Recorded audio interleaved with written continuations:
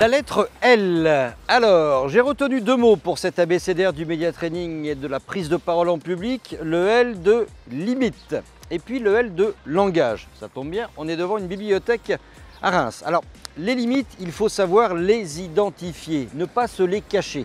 Savoir reconnaître ses capacités, savoir reconnaître ses lacunes, le L de lacune, et ses faiblesses. Pour ce faire, c'est très simple, vous allez faire un petit audit interne, une introspection pour savoir sur quel domaine, sur quel champ vous devez travailler. Les limites, vous savez, il faut savoir les identifier, savoir se les fixer aussi. Par exemple, là, je suis limite dans le champ. Si je sors, je suis hors limite, un peu comme au golf. Et l'idée avec ce plan, et moi j'aime bien ce plan, ça me rappelle la lettre G de Godard, Fred Godard, la télévision, parce que voilà un plan en contre-plongée qui permet de s'élever. Alors la limite, vous allez pouvoir vous dire, là je ne sais pas y aller, mais si je travaille, peut-être que je peux agrandir un tout petit peu mon territoire. Alors ces limites-là, bien évidemment, elles sont en fonction de votre capacité, de votre état d'esprit du jour, de vos humeurs, si ce n'est qu'à chaque fois, il va falloir tenter de les repousser pour aller toujours un petit peu plus loin, pour progresser, comme un champion tente de le faire lorsqu'il s'entraîne. Ensuite, il y a le L de langage. Le langage, c'est quelque chose, certes, d'universel, ça c'est le langage des mains. Au foot, par exemple, on dit aussi que c'est un langage corporel qui permet de parler au plus grand nombre.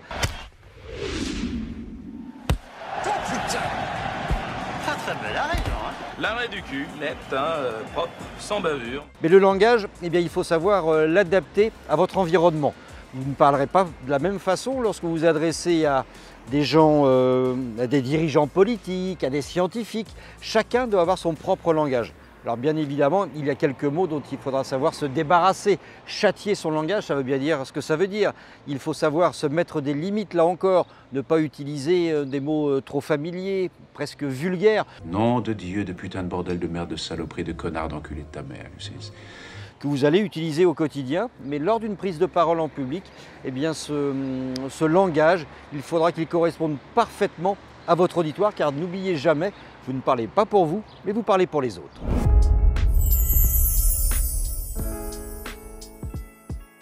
Pour la lettre L, vous l'avez compris, j'avais envie de mettre à l'honneur plusieurs sportifs. Eh bien, ce n'est pas son nom qui m'interpelle, c'est Luis. Luis, ça vous parle ou pas? Luis Fernandez, avec un Z pour le coup, pas avec un L à la fin, sinon ça ferait Luis Fernandel. Et même si c'est vrai que Luis a souvent fait rire le monde du ballon rond avec quelques fautes de français, mais tellement pas de fautes de frappe. Un garçon exceptionnel d'origine espagnole, avec qui bien, le Paris Saint-Germain a vécu ses premières grandes heures, ses plus belles heures, puisqu'il a aidé le club de la capitale pendant 12 saisons à émerger et à devenir l'un des meilleurs clubs, l'un des clubs référents de notre championnat, jusqu'à un titre de champion de France, des performances également en Coupe de France. Mais Luis, c'est quelqu'un aussi, c'est pas un coup de cœur. Luis, c'est tout simplement le parrain du 8-9 d'Adjan, ce réseau de petit-déj business qu'on organise tous les 15 jours ici en Champagne.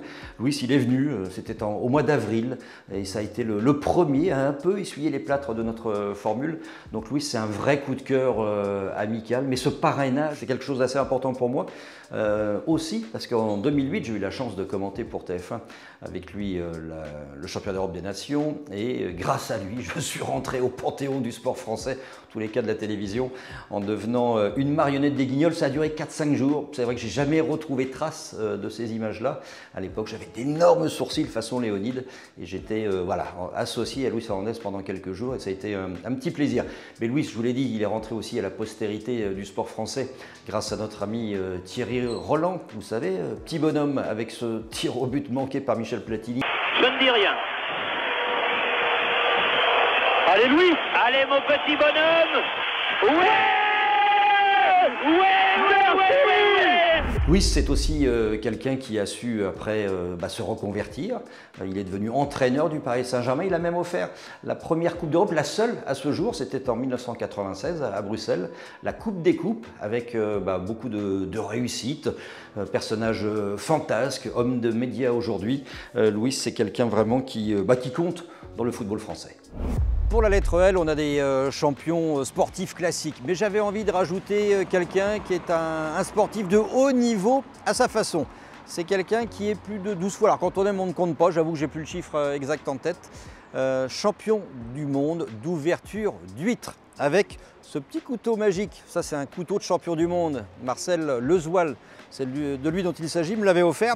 Alors, il y a quelques références assez impressionnantes. Il est capable déjà d'ouvrir des huîtres les yeux bandés. Son record, c'est 28 huîtres en 60 secondes. Autre capacité pour Marcel Lezoil, qui peut ouvrir des huîtres les mains dans le dos. Il en a déjà fait 848 en 1 heure. Autre spécificité de Marcel lorsqu'il fait des animations sur le Tour de France, que c'est aussi un ancien cycliste semi-professionnel, il est capable d'ouvrir avec votre carte bleue des huîtres. Alors attention, hein, une carte bleue basique, peut-être une carte vitale, ça va fonctionner un peu. Il paraît que ça marche beaucoup mieux avec la black, avec la gold. Et puis, dernier chiffre qui m'intéresse avec Marcel Lezoil, notre champion du monde d'ouverture d'huîtres. Si je vous dis 2064 huîtres à l'heure, contrôlée par huissier. Je prends l'huître, je la pose, je prends l'huître, je la pose. Ça, c'est le record de Marcel Lezoil, champion du monde, recordman du monde, 2064 huîtres à l'heure. Alors, si vous y prenez suffisamment tôt, comme il aime bien faire des prestations, Marcel, eh bien vous le conviez pour le réveillon. La lettre L, on poursuit notre voyage. On a le ballon rond, on a les huîtres, et puis ça, ce sera maintenant le rugby.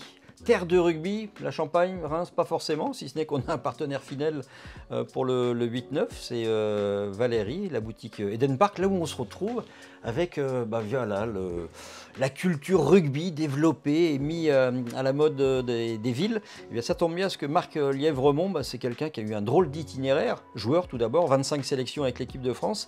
Et Marc, on avait organisé pour un client à l'Alpe d'Huez. Moi, je m'étais amusé à monter en vélo, et c'est vrai qu'avec Guillaume, qui était déjà là, à l'Alpe d'Huez, on l'avait fait se rencontrer avec Luc Alphand. Alors Marc Lièvremont, je vous l'ai dit, 25 sélections avec l'équipe de France. Comme joueur, il a remporté le tournoi, peut-être même des 5 nations à l'époque, et puis il a été vice-champion du monde en battant, comme joueur, vice-champion du monde en battant les All Blacks en demi-finale. Et puis l'histoire se répète, ou presque.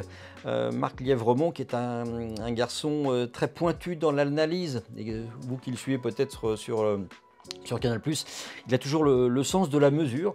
Eh bien, Marc, à force de travail, d'abnégation, ça fait partie de la prise de parole, tout ça, ce travail d'abnégation, eh bien, il a construit un groupe. Alors, c'était pas le jeu le plus chatoyant, les plus belles envolées lyriques.